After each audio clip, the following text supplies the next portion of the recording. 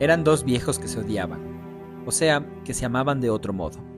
Mejor, que unos días se amaban y otros se odiaban. Y así durante medio siglo. Ahora era octubre, y en la ciudad cundían, en la noche cóncava, altas explosiones como de fuegos artificiales.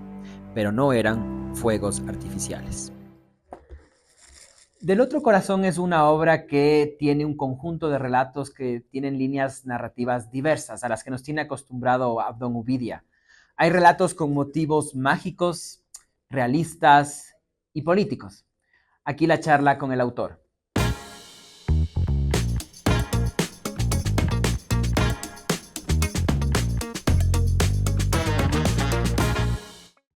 Nos acompaña Abdón Ubidia, uno de los más importantes, renombrados, consolidados escritores ecuatorianos, con una obra extensa, es múltiplemente galardonado.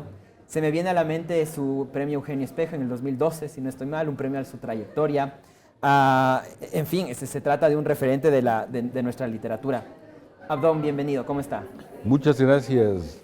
Pues encantado de estar en este espacio de la UDLA y con este público tan juvenil y simpático. A diferencia de otros programas, hoy contamos con un público joven, así que les damos la bienvenida y nos encanta que estén aquí. En Café con Letras charlamos, no de manera exclusiva, pero tal vez sí particular, de la última obra de nuestro invitado, en este caso del otro corazón, de Abdón Ubidia. Ya, Haremos perfecto. una pincelada también de Proyecto de Dios, ¿no? Unos relatos que usted también ha escrito y ha publicado. Y quisiera, cuando yo buscaba palabras para introducir la obra, me di cuenta de que no puedo hacerlo mejor que el propio autor, que en su epílogo usted ya nos dice de qué va este libro. Y es un libro que incorpora relatos que tienen líneas narrativas distintas, ¿no? Entonces hay unos relatos que son más fantásticos y mágicos, hay otros más realistas, y hay otros que utilizan la política como un motivo para escribir. En ese sentido, permítame empezar por ahí. Usted tiene dos cuentos que van en esa línea, que son El Círculo, ¿no es cierto?, y Octubre 2019. Cuénteme un poco. Actualmente parece que utilizar la política como motivo literario parece un poco en contracorriente.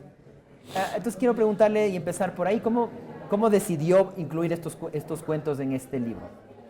Bueno, definitivamente somos seres políticos, somos un politicón, decían. Pero yo creo que es inevitable rozar de algún modo también las líneas políticas de un país, ¿no?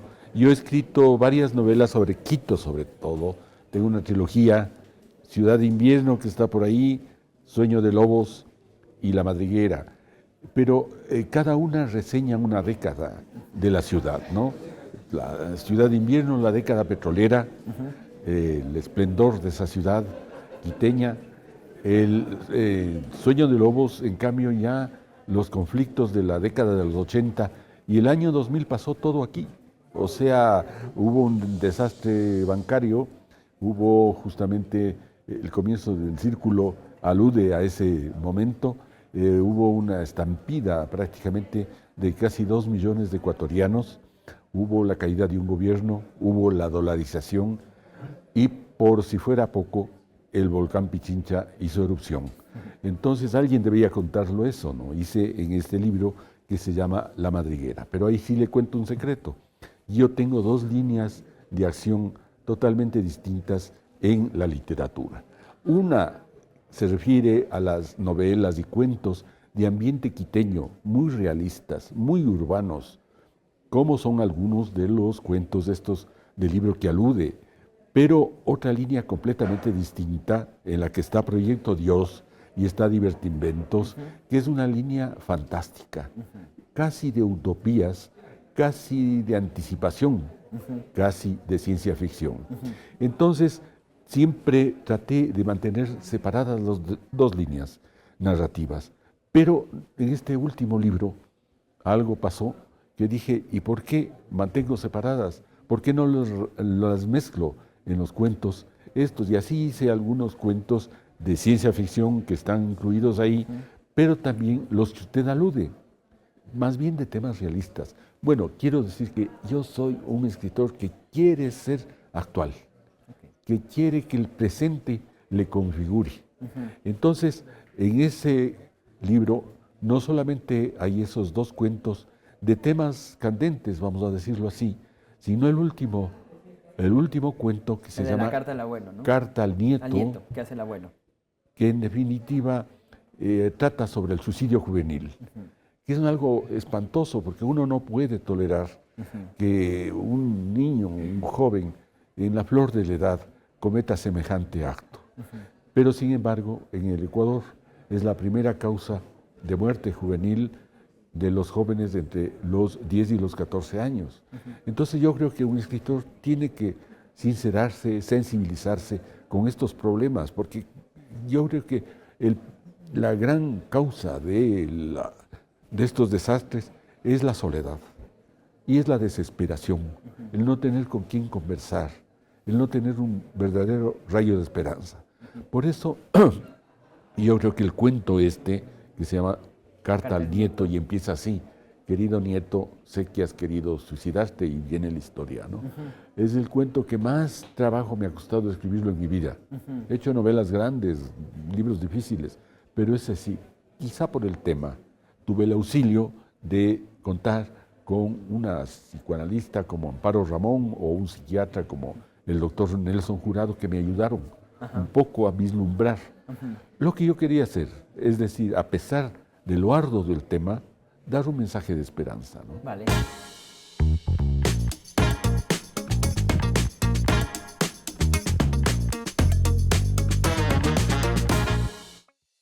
Quito, la Carita de Dios, se llenó de escritura y relatos el 14 de noviembre con el reconocido autor José Murgueitio Martínez, quien presentó su nuevo libro Metamorfosis Divina en la librería Mr. Books. Su obra se centra en la manera en que Dios ha sido concebido por filósofos y teólogos desde la antigüedad clásica hasta la modernidad. Se enfoca en el impacto de las ideas religiosas en la sociedad. ¿Por qué el tema de metamorfosis divina? Que uno de los puntos centrales del libro consiste en la idea de que Dios es una construcción que ha variado a través de la historia, de allí el nombre la metamorfosis divina, que implica un cambio, ¿no? Una evolución, desde la antigüedad clásica hasta la modernidad. Sí, bueno, justamente de eso va el libro. Si a mí me trae curiosidad el hecho de por qué tocar el tema de la religión desde una manera filosófica y desde una arista diferente de mi vida. Sí, claro. Sí, bueno, la religión ha sido habitualmente un tema complicado, un tema que ha despertado pasiones. Y el libro tiene una propuesta de lectura del fenómeno religioso desde el punto de vista más bien filosófico y de los impactos que los cambios en la religión han provocado en los saberes y en la sociedad.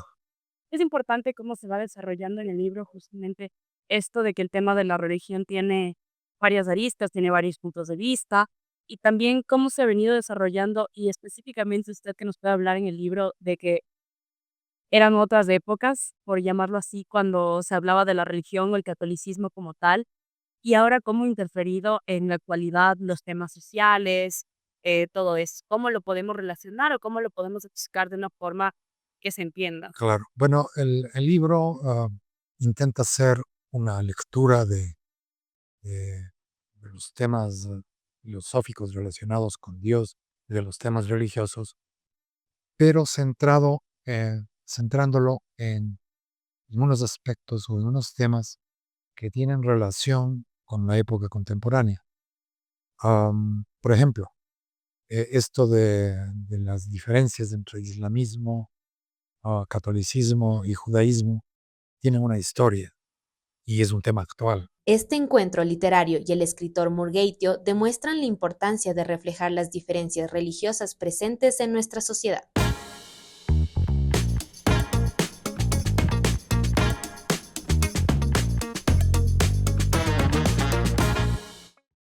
Digamos, tan actual es la literatura de Abdón Ubidia que incluso ya vamos a dar esa pincelada que mencionaba sobre Proyecto Dios, que es un cuento que habla sobre el chat GPT, la inteligencia artificial, y vamos a llegar a eso.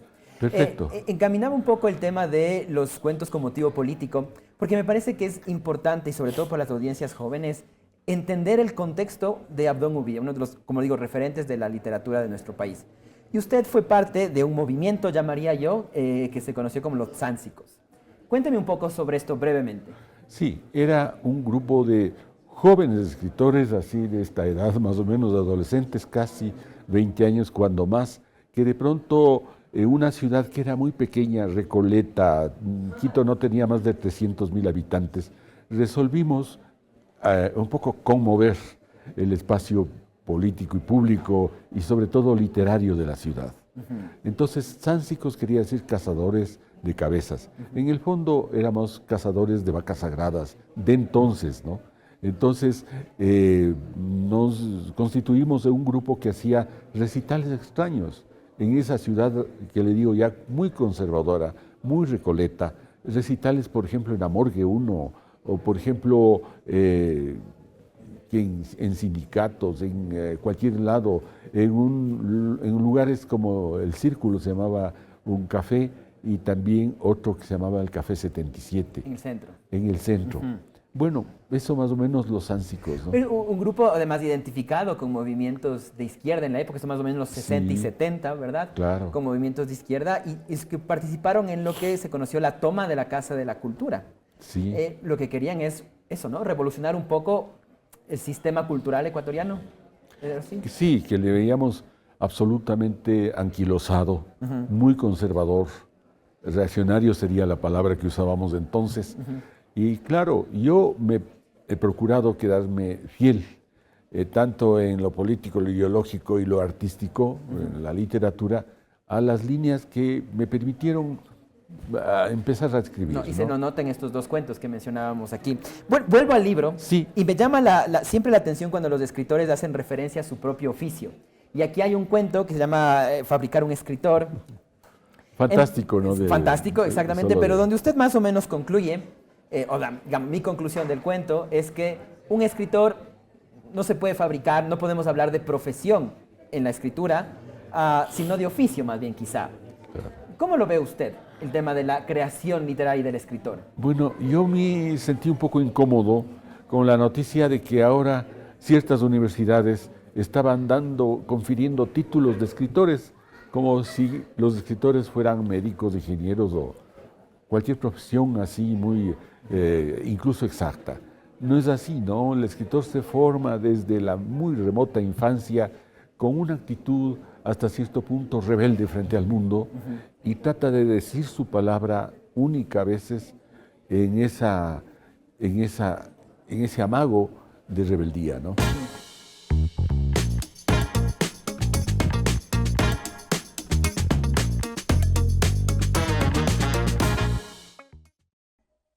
Ahora les presentamos los top 5 libros más vendidos de la librería Abya Yala, que el próximo año cumplen 50 años en el país. En el top 1 está el libro Cómo piensan los bosques. Este libro reta los fundamentos de la antropología, lo que significa el ser humano y las diferentes formas de vida. La Chacana del Corazonar está en el top 2. Este libro habla sobre las costumbres tradicionales indígenas, sobre las espiritualidades y las sabidurías de la Abya Yala. La Selva Rota está en el top 3. Este libro habla sobre los cambios que ha sufrido la Amazonía ecuatoriana desde el año 2014 hasta el 2017, en específico sobre los pueblos de Napo y la colonización moderna. En el top 4 están mitos cosmogónicos de los pueblos indígenas en Ecuador. Este libro habla sobre los mitos de los pueblos indígenas que actualmente viven en el Ecuador. Y en el top 5 tenemos a este libro, La Filosofía Andina. Este libro habla sobre la riqueza humana, cultural y filosófica de los pueblos andinos. Este libro recoge la filosofía de los Andes, diferente a la occidental, y dice que para ser sociedades interculturales se necesita conocer las diversas sabidurías.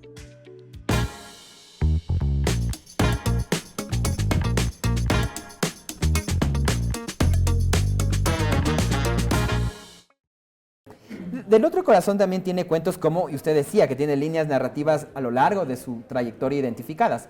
Una de esas es la fantástica, ¿no es cierto?, la mágica. Y en este libro en particular hay, por ejemplo, la casa rectificadora de los sueños, de los recuerdos, perdón. Y ahí usted hace una comparación del microcosmos con el macrocosmos, una explicación muy astrofísica, muy técnica, desde mi lectura, que obviamente no es experta sobre el tema, pero me motiva para preguntarle, el proceso de investigación que usted hace científico para trasladarlos a este tipo de cuentos, por ejemplo.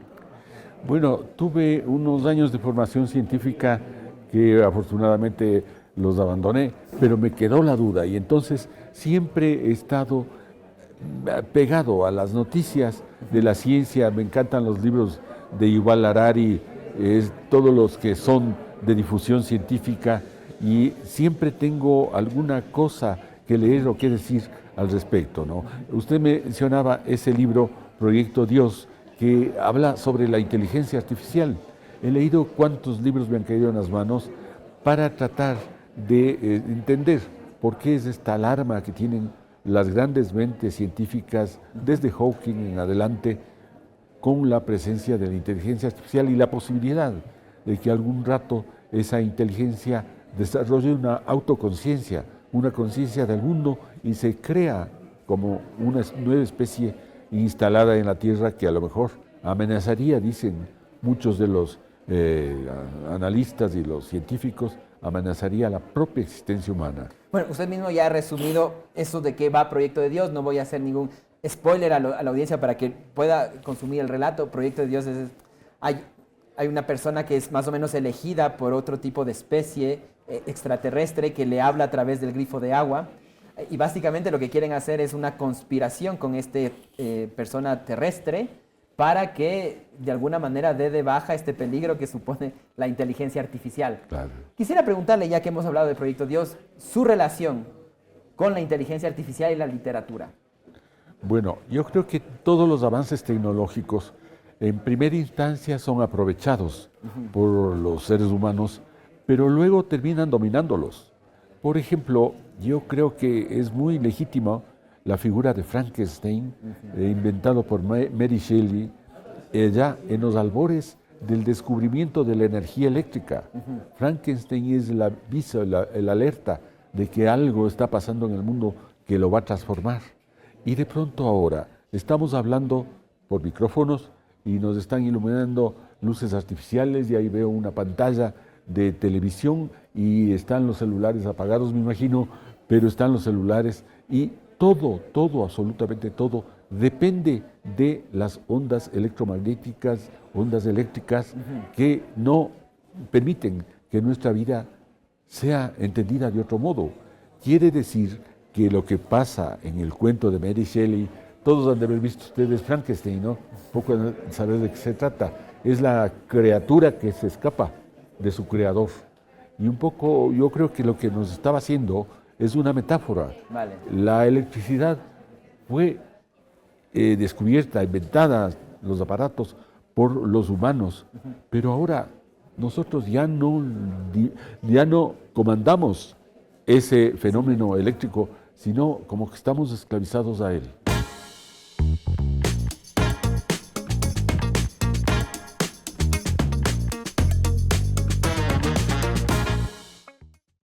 Y como recomendación, la librería Abya Yala dice que no nos podemos perder de este increíble libro.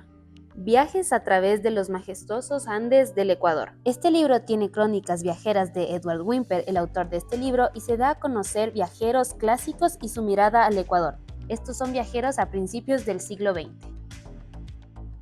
Y por último, si no sabes qué leer, te recomiendo Polvo y Ceniza, del autor Eliezer Cárdenas, un escritor ecuatoriano que ambienta esta obra en el Ecuador del siglo XX. Nahum Briones se convierte en un bandolero que lucha contra el poder opresor de los terratenientes y el sistema político del Ecuador.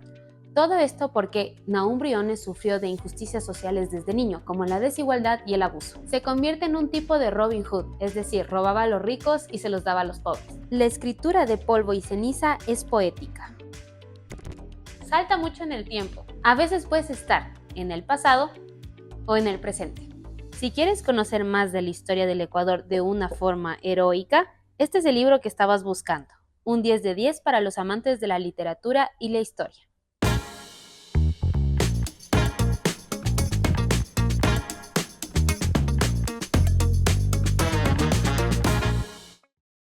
Voy terminando, podríamos charlar con Sí. Abdón muchísimo tiempo. Se me quedan algunas preguntas sobre Quito, pero tenemos otro espacio en donde usted habla sobre Quito en particular. Pero sí me gustaría preguntarle sobre una anécdota que le escuché y leí en una entrevista anterior que le hacían sobre su primera, digamos, su primera obra no publicada. Me parece que el título era Cuentos para niños siniestros, que involucra un gato y un escritor colombiano en ese momento que aterrizó en su mente. ¿Nos puede contar esta anécdota? Bueno, lo que pasó es que, como todos, creemos que cuando empezamos a escribir vamos a cambiar el mundo y nos creemos genios. Y no es así, pues después la vida nos dice, no fue así. Yo escribí un libro de cuentos y decía, no sé por qué siempre he hecho todos mis libros de cuentos de 11 cuentos. Yo decía, cumplo con el cuento 11 y ya lo publico. Y total es que llegaba el cuento 11 y se me ocurría otro y ahí le quitaba y ese libro se demoró años en salir. Bueno, no me conformaba mucho porque entonces teníamos el gran influjo del realismo mágico de García Márquez y era como plagiarle a García Márquez. Bueno, yo dudaba mucho. Cuando ya le iba a publicar, le dejé en mi pequeño escritorio de joven escritor y no sé qué pasó. Vino mi gato, hizo su necesidad menor sobre mi libro. Entonces yo dije, este gato tiene condiciones de crítico literario, ¿no? Es decir, me entendió lo que yo también. Entonces lo que hice, y además que el libro no leía muy bien, ni por dentro ni por fuera, lo quemé, ¿no? Usted dice que siempre hay como hábito de escritor, tiene una libreta a la que hay Claro. que... Usted tiene una libreta ahora. Decía usted que la libreta sirve no para anotar necesariamente las ideas, sino las emociones. Y creo que lo he perdido, ¿verdad? Explíqueme por qué las emociones y no las ideas. Verá, siempre nosotros, yo sí les recomiendo a todos que tengan una libreta, que este rato se me quedó en el auto, pero mi libreta no me gusta anotar en el celular, sino a mano, con esfero y todo. Pero hay algo. ¿Por qué la libreta? Porque es un auxilio supremo. Ustedes todos tenemos ideas, ¿no? Que nos vienen a la cabeza y de pronto ya les recordamos, ya no tienen la misma fuerza, ¿no? Pasa que cuando se nos ocurre una idea, le anotamos en ese momento, ocurre que hemos anotado no solo la idea, la frase que se nos ocurrió, sino la emoción desde la que la pensamos, ¿no? Nosotros somos un juego de emociones contradictorias, todo el tiempo estamos cambiando de una emoción a otra. Sartre, un filósofo, decía, una emoción no es una forma de la conciencia, es una auténtica conciencia del mundo. Estoy triste y el mundo entero se vuelve triste. Estoy alegre y todo es fácil. En definitiva, desde una emoción yo no puedo imaginar la emoción contraria. Desde la tristeza no puedo imaginar la alegría. Por eso es necesario acudir a otros métodos. Por ejemplo, si están deprimidos, huyan de la depresión. ¿Cómo? Con la soledad. ¿Cómo? Con la compañía. No hay otra manera. Ese es el mensaje final de ese cuento, ¿no? ¿No? Bueno. Perfecto. Yo, Abdón, muchas gracias por su tiempo y le quiero preguntar, ¿qué emoción se lleva hoy?